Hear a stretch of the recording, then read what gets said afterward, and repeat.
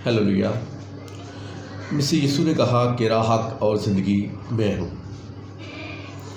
تو ہمارا خداوند یسوع جو ہے وہ راہ بھی ہے، حق بھی ہے اور زندگی بھی ہے، اور اس کے بعد ہمیں وہ تعلیم دیتا ہے۔ اعمال اس کا 2 باب اس کی 28 آیت میں لکھا ہے، تو نے مجھے زندگی کی راہیں بتائیں، تو مجھے اپنے دیدار کے باعث خوشی سے بھر دے گا۔ ہیللویا۔ جو راہیں ہمارا کلام ہمیں بتاتا ہے، اگر ہم ان پر چلیں تو یقیناً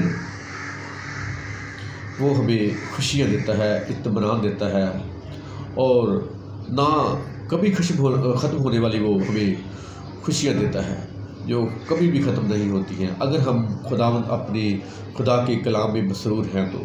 لیکن اگر ہم غلط روشوں خواہشوں میں پڑ جائیں تو پھر وہ خوشیاں جو ہیں، ابدی خوشیاں ہمیں نہیں مل سکتی۔ تو آج جس طرح کا دور جا رہا ہے اس میں انسان اپنی آرام و آسائش کے لیے مختلف حربے استعمال کر رہا ہے، لیکن اگر کوئی چاہتا ہے کہ میں سچا اطمینان اور سچی خوشی پاؤں تو وہ صرف اس کو خدا کا کلام کے بائبل مقدس ہی دے سکتی ہے۔ تو جب ہم خدا کے کلام کو سنتے ہیں تو اس میں بہت ساری آیات ایسی ہیں جو ہماری زندگیوں کو بدل دینے کا سبب اور وسیلہ بنتی ہیں۔ میں آج ایک اور آپ کو ورس اس کی سناتا ہوں۔ جب انہوں نے یہ سنا تو ان کے دلوں پر چوٹ لگی، اور پطرس اور باقی رسولوں سے کہا کہ اے بھائیو، ہم کیا کریں؟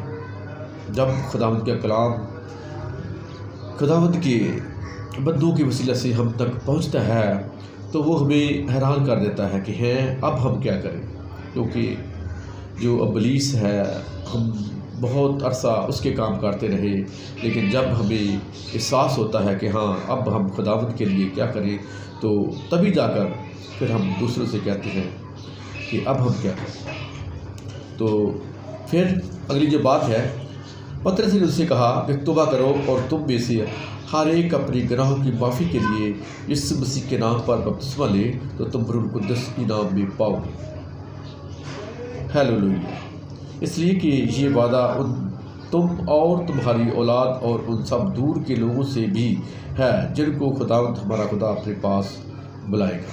ہیللویا۔